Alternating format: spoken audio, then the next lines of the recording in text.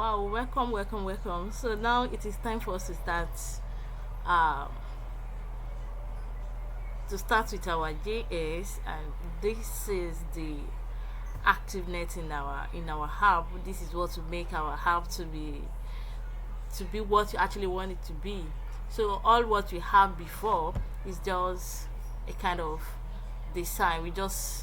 We have the skeleton, then we designed it, and that is all we had. We started it and it looks beautiful, but despite the beauty, we cannot click on the play icon and we expect to see anything like that, so it's not going to show.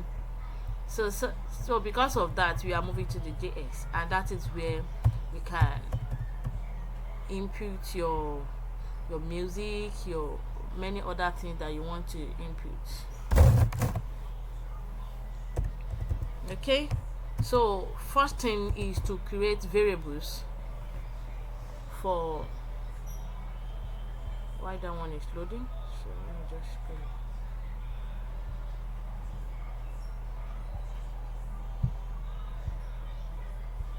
So first thing is to create variables for all the IDs that we have.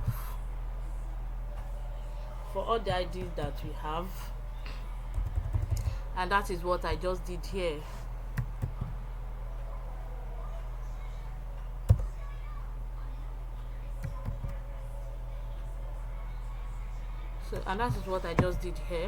So the first thing is I create a variable for the ID pre, so which is for our previous button. See, every month I'll be buying keyboard. So sorry. So that is where I'm not even typing it one after the other. So I believe all these are simple. So variables for so we said previous. Let previous be equal to document.query selector. We use query selector to select our IDs, and then we quote that ID hashtag then pre. So pre is the name of the ID. I don't want to navigate too far because of this keyboard. That is okay. Then let's play document equal to query selector play. Let next equal to document. So we just use all these variables to select all the IDs that we have created.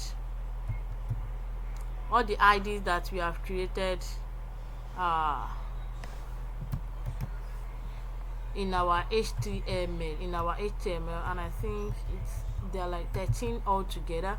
So previous, play, next, title, recent, volume. So I use that one to create volume. Volume show for volume show, slider show, duration, Qur'an pics, then autoplay, then present, and then what other things, total, and also the reciter. So that is that for now. We can all replicate the same before we move to the next thing on our agenda. All right, see you in just a moment. Bye.